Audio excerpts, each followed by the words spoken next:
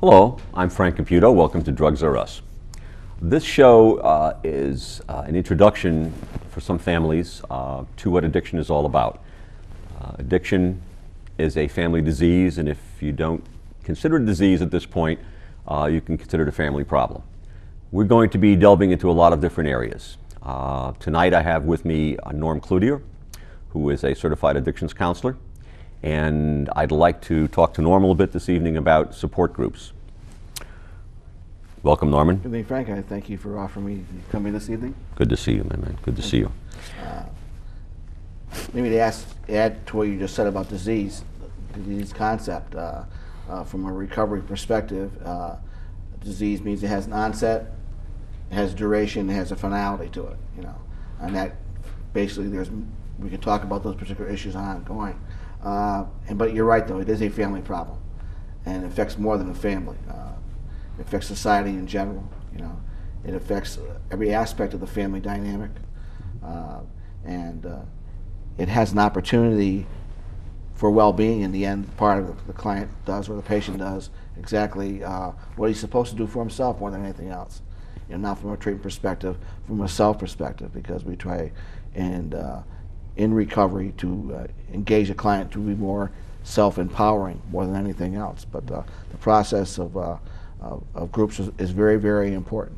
Mm-hmm. So we can go on with that. Good. Okay. I'm looking at the differences between groups. There are groups and then there are groups. Both of us have worked in this field for quite a while, and most of the work that I do now is with groups. But they're therapy groups as opposed to a support group. They're talking groups, which is a good deal of the therapy. But there is a need for support groups also, and maybe you can explain to us a little bit about what a support group really is and what type of support groups do exist out there.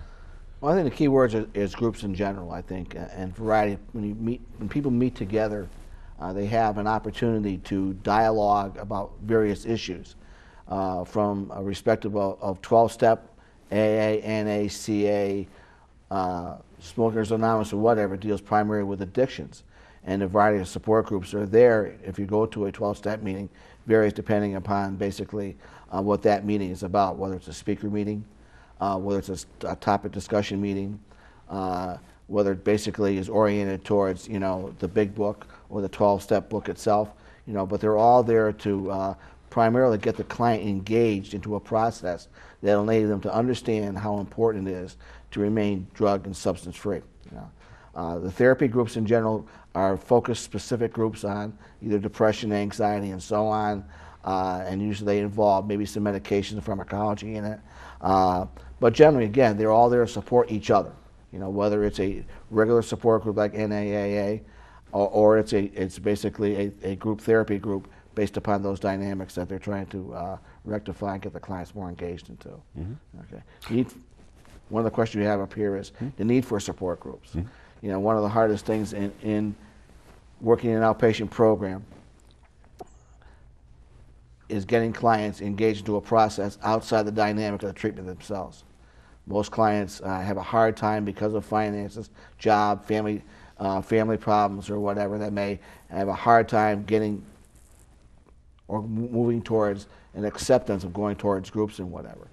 And I think a lot of it has to do with their belief systems, mm-hmm. believing that, especially with boys being raised, not to talk to strangers, and we're girls mm-hmm. or boys for that matter, and realize now we have to open our hearts up, mm-hmm. or their hearts up, to total strangers mm-hmm. is an alien concept, right. For most people. So, and in itself is a process. I think we put a lot of pressure on clients going to a 12-step groups, or going to support groups, or going to therapy groups, and it's really tough to keep people get engaged into, and the accepting of a 12-step work, or into a group process that'll help them, mm-hmm. Make better choices of themselves in life. It's very interesting. You say people are reluctant to do that. A lot of people don't want to get help for this particular illness anyway. And a lot of it has to do with, again, how you were brought up. That's right. I'm a stubborn Italian. I can do it on my own. I don't need you to help me. But I did, and we all do. The thing is that many people also have very supportive families, or families that try to be supportive, but I'm found, and I'm sure you found, that people that are able to develop some type of support system outside their family, where you can get people that will really talk objectively to them, would help them a lot, and does help them a lot. So it's not a case where if you have a supportive family, in other words, you can have a supportive family, but you're saying that you still need some type of support out there, some type of network to build. Yeah, we can't do life alone. That's right. You know, nothing that I'm wearing in life that I made. You know, I had to rely on going to the store, having the people stock the shelves, the cash register, and so on. All those, the people who ship the goods to basically the retailer in general. You know, to realize that I need other people in our lives, but to step out of that realm, to, again, like I said before, to dialogue with people and discuss certain personal issues. You know, it's hard when people come to treatment that they are required to do so. You know, to get treated. You know, but when they go out of that realm, those trust issues are not trust issues, to go to a group and start that, it's a very humiliating process, and they're very vulnerable. People don't like to feel invulnerable. They want to feel in control of their lives. You know, but even families have support groups. All the 12 steps, or NA or AA, have support groups particularly designed for the family, American and Al-Anon in general. So the families can get help and support in what they're dealing with, as a client or the patient is getting help for his addiction process.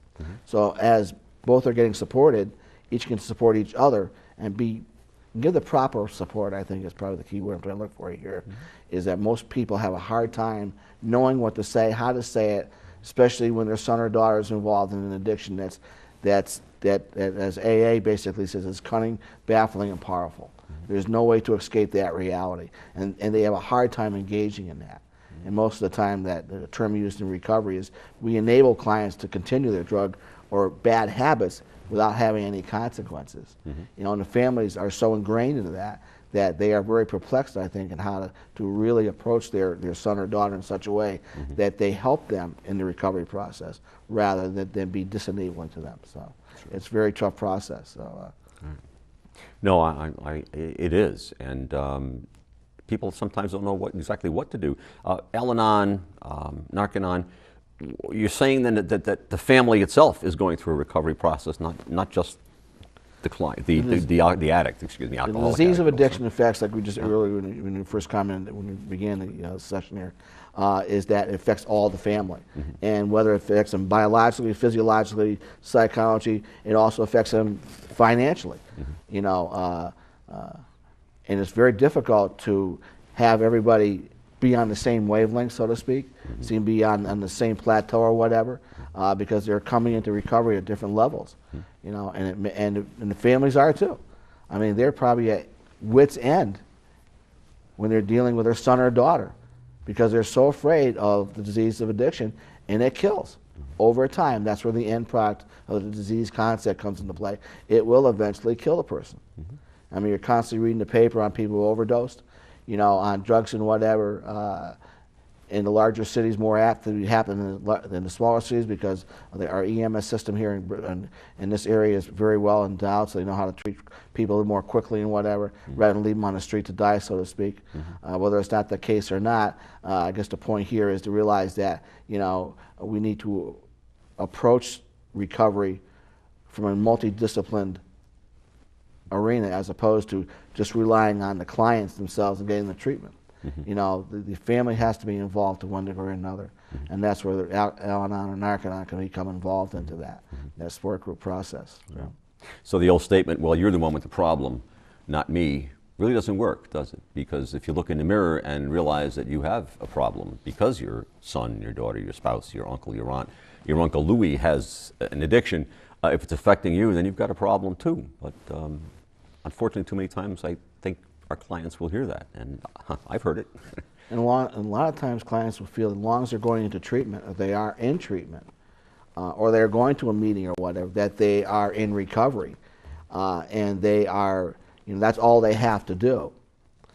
You know, I work for a methadone agency that provides methadone for clients who are opiate addicts, and a lot of clients come into treatment think that they're, by taking methadone, that's all they have to do. They rely on that concept of pharmacology, basically, to help them. And it is a help and an assistance, but it's not the primary focus.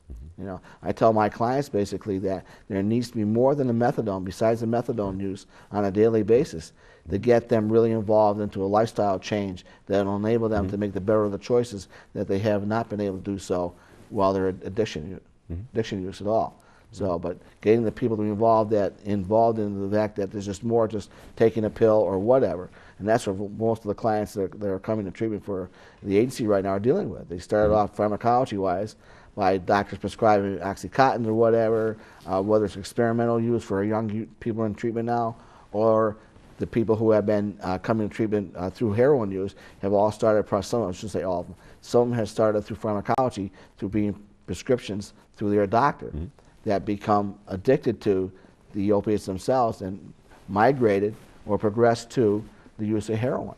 You know, and they think that just using methadone is a cure-all, and that's a fallacy that needs to be better understood. And the families, on the other things, oh, they're in treatment, they're okay, I don't have to worry about them anymore.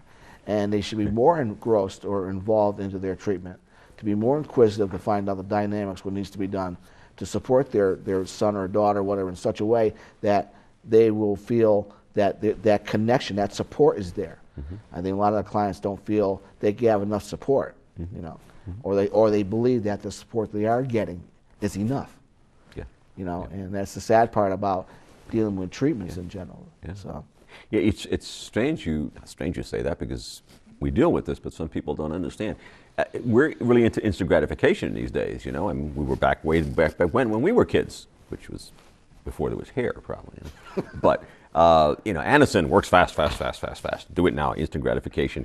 But there's more than that. It's a program, like the diet pills on TV. Take this pill along with a nutrition and exercise program, and you'll lose weight. Well, it's the same thing here. You have to have a program along with it. And you're the guy that told me back when, and I will sticks in the back of my head, that recovery is not an event, it's a process. That's right. And I have to remember that. And all of the people that are in recovery have to remember that it is a process. What do I do next? Well, how about what do you do now? And we'll get to the next after that. Thank you. There's one question I wanted to bring up regarding particularly Alcoholics Anonymous, well, Narcotics Anonymous to a certain extent too, regarding God, okay, religion. A lot of people are reluctant to go to, at least they've told me, that they don't want to go to an AA meeting because all they do is talk about God. And, you know, the case is, can you kind of explain to us the difference between religion and spirituality and how it comes into play, you know, with... I'm a recovering alcoholic and drug addict, okay?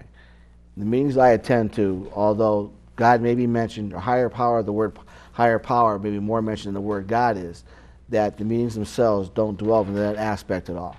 You know, they try to support basically an idea or a concept that the power of your life is based upon not only your self-empowerment, but in a power greater than yourself, okay? Because our addiction is all about the self. You know, my instant gratification, my continuation of my drug use for a coping mechanism, whatever reasons why, you know, that could be a whole hour and a half why I started drugs, was due to the fact that, you know, I had a misconception and misbelief what life was all about. You know, I grew up in the 60s where everything went, you know, yes, and the amount of drugs that was out there was all experimental. I mean, that's basically what everybody did, you know, that rite of passage, so to speak. But the point I guess I'm getting to right now is that I had to look at myself better to realize that God was not the cause of my problems. My family was not the cause of my problems. It was me who was the cause of my problems. The things I didn't do, as well as the things I should have done. You know, I could have, would have, should have, all those things interplayed to one degree or another. And realizing that, you know, the higher power or God didn't scare me going to meetings. For some people it does, and I have clients that say that. Sure. You know, but, you know, if they go to enough meetings, they'll realize that's on the periphery of what the discussion is about, whether it's a topic discussion, the 12 steps or whatever going on, but it's basically an idea of. And spirituality, simply to explain it from my perspective, is that everything has a spiritual aspect to it, whether it's the tree, the bushes, the sky, and whatever. And that's the spirit based. It's the essence of the higher power concept. You know, and realizing that today, you know, people have are angry of their God. You know, and they don't want to hear the word God because of their earlier beliefs, whatever manifested in their childhood and raising up. Maybe God wasn't there for them, whatever it may be, but that's something they have to think about and basically look at themselves, how that can be. You know, the spirit of the spirit of treatment is there, and that is spirituality in itself, to help other people, to engage them in a sense of well-being and value in their lives today. You know, the spirit is around everyone I want to go. You know, you hear talk about, you know, the spirit of the law, so to speak, you know, and stuff like that. We use the word kind of loosely in those contexts, but realizing that, you know, that's something that, you know, God has to be basically understood for internally. But I think more importantly, I think than the God concept or a higher power concept is having faith into something. And you hear this in recovery, you know. I have faith in that doorknob. I have faith in my sponsor. I have faith in the meetings themselves to help me, you know, and whatever. But it isn't me. You know, that self-reliance that we talked about briefly, you know, needs to be looked at a little bit more differently. And it's looking at the self differently. You know, looking at the concept of why I'm here. You know, a lot of people don't want to hear because they don't have to say nothing. You don't have to say nothing going to a meeting. You're not required to. You know, That's right. but listening. That's right. Listening, very, very interesting. A lot of people will listen. Well, they'll hear. As it, you listen, don't hear, or hear, but don't listen, whatever the case may be. Just being there, you're right. I have a feeling sometimes that people feel that not just AA meetings and NA meetings, but actually college, for example, you get things by osmosis. You're there, and I attended this, and I took the little test, and I passed it, so therefore I know everything. And you and I both know together, we've met many people with many letters after their name that they may have been there, attended, remembered what they said. You know, you can quote all the 12 steps word for word, but are you working them? Okay. Let me ask you about that, the 12 steps, because I can't quote them word for word, and I've been in this for a long time. But how do you, if you look at the 12 steps, to me it seems more than it's just something for recovering addicts. If you look at all the steps, it seems to be kind of like a format or a method for getting your life together. Am I right or am I wrong? Or am I close? Let's put it that way. It encompasses what you just said and more, actually. Right. You know, the first step is I have a problem. The second step is I knew there's a solution to that problem. And the third is I put that solution to work for me. You know, and it progresses all the way down. And it's a good reflection of yourself to look at yourself, to remind yourself that you are not a perfect being. I think most people in recovery are individuals who do everything in their life to help another individual. They're very much caregivers. You know, we'll go out of our way to help somebody else. But when the list looks at me to see where I'm on that value list, I'm not even on it. So it makes it very hard for them, I think, when they come to treatment to realize the focus has to be on them now, to look at them and to identify where their problems are and look for, ask the counselor or whatever, how they can help make solutions or develop solutions or strategies or whatever to overcome those problems so they don't find themselves going back to using drugs or alcohol or whatever substance again. You know? And then guess where the spirit is, you know, trusting yourself. You know, I love watching children. You know, children live in the here and now. They're very spiritual creatures. They wake up the next morning, no worry about the day before, no anger, no whatever, you know, and they live in the moment to appreciate and value life. And they're open to everything, you know. And part of it is our developmental process as we go from childhood to adult, adolescent to adulthood or further, you know, our fears prevent us from being open to that process. And then getting back into earlier about treatment, whatever, going to treatment and discussing, letting the counselor who you're meeting for the first time know exactly every part of you to one degree or another, to a point where you've been stripped naked, you know. And now you hopefully we want to listen to them, but you're so afraid that how much more am I have to give to this individual who I'm not even sure is going to help me. Right. You know, but honesty means a lot. If people go to psychiatrists and they won't tell them exactly how they feel, so the psychiatrist might prescribe a particular medication or something, and then they'll come back and I say, this guy's not doing anything for me. Well, did you tell them that this happened? Did you tell? Well, no, I didn't want to bring that up. Did you tell them this? I didn't want to bring that up. all the facets of your life, you're right, are very important in the whole process, especially in the recovery process, because you're trying to get a life back. How do you do it? How do you do it? That's a good Well, the question. word how That's a is I'm good trying to question. get to it. That's right. The word That's how right. in That's recovery right. means being honest. You used that word a second ago. Being honest means looking at yourself in a reflective tone that you know, you're not lying to yourself, not deceiving yourself, and breaking through that barrier. I think that even myself, my early recovery, I had to break through, you know, to really look who and what Norman's all about and where did Norman want to go. You know, the O is openness, getting that childlike spirit it talks about, you know, being open to everything. You know, Right. don't be afraid to at least listen to and be willing to, you know, take those suggestions they talk about in recovery, you know, because most people don't like to be told. You know, human beings, especially Americans, and even Lafayette said it basically, that, Absolutely. you know, we're the most difficult people to deal with because we don't like to follow orders. Oh, And most people in recovery, most people who have an addictive personality, don't like to follow any not even suggestions. Right. A lot of it is all fear-based. But over time, and that's where the support groups come in, to help you understand that it's a process. We don't expect you to be well right off the bat. Right. So you know, Right. it takes time in itself. You mentioned fear. Fear is not really a great motivator in the long term. Maybe just the short term, I guess. But there are a lot of people that think that you can scare people into doing things, and there are programs, I'm sure, somewhere out there that will convince you that these are all the things that are wrong. These are all the evil things that can happen to you by using these drugs, as if you don't already know if you're already an active addict. Remember the shows they used to put on when we were in high school, again, a long time ago, about the automobile crash, and you just got your license, it doesn't happen to you. Did that really help to, I don't know. But I'll tell you, Shock therapy never works. Shock therapy never works. It just doesn't, unfortunately. It Slap therapy It doesn't work either, in a sense, being raised in a Right. climate of if you do this, you're going to get this. Punish. You know, punishment and reward That's right. syndrome and whatever. That's correct. And so most of the time we followed what had to be done because we didn't want to get punished. Right. But it never said about the rewards Right. of not drinking. That's right. That's You know, right. and not using drugs and whatever. That's Because there are benefits, you know, and there are things that I've learned in my recovery. You know, I don't have to use a coping mechanism to not only destroy myself psychologically, spiritually, and so on. You know, I can be there and have a good conversation with you at this moment. You know, not relying on another substance to get around or whatever. Right. Oh. So, where can people find these things? Support groups.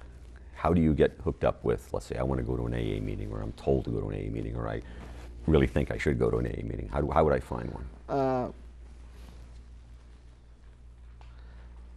Yellow Pages will have some. There's information on the internet that can be accessed basically to meetings and whatever.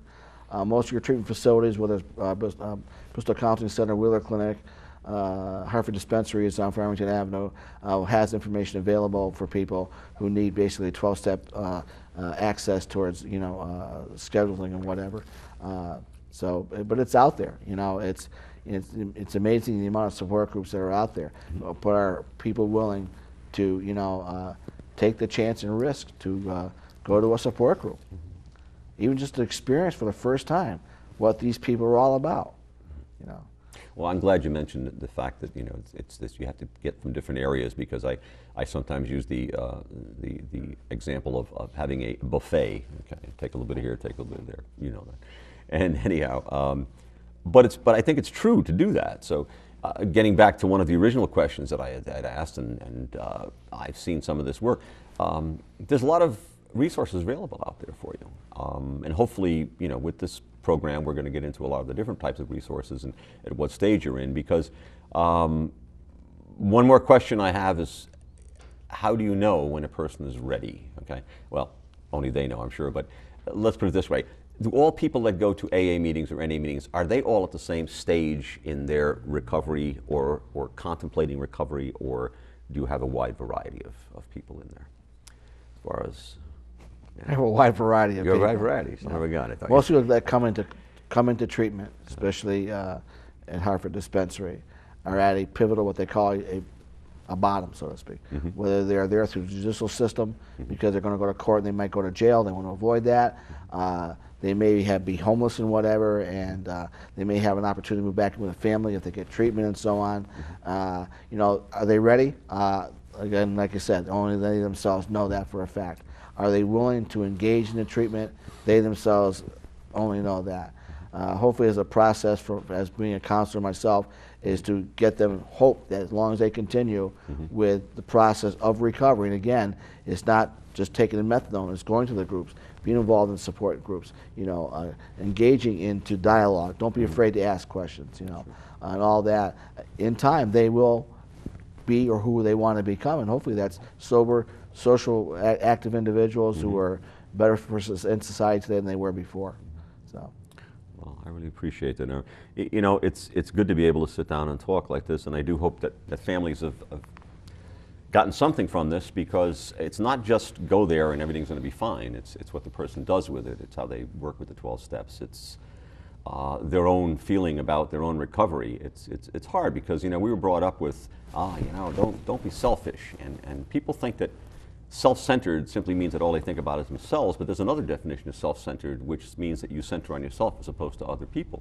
So if you're going into a recovery process, or what you want to call a recovery process, to do it to please somebody else, it usually doesn't work, does it?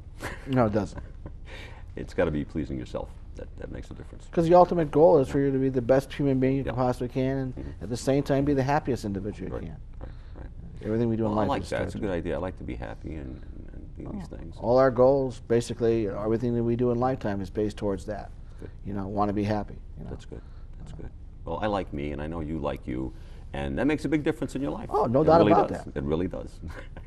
Well, I want to thank you, Norm. This has really been great. And I appreciate coming here, and I know we just barely touched on some of the subjects. I know, because, that's the hard part about it. Well, I mean, it's a beginning, and realizing that people have to realize that as it is a family disease, it is also a family recovery. Right. Well, this particular program will involve many other sessions, and I really would like to see you come back again sometime, because I know there's a few other areas that we can discuss and get through. Thank you so much. I really appreciate it.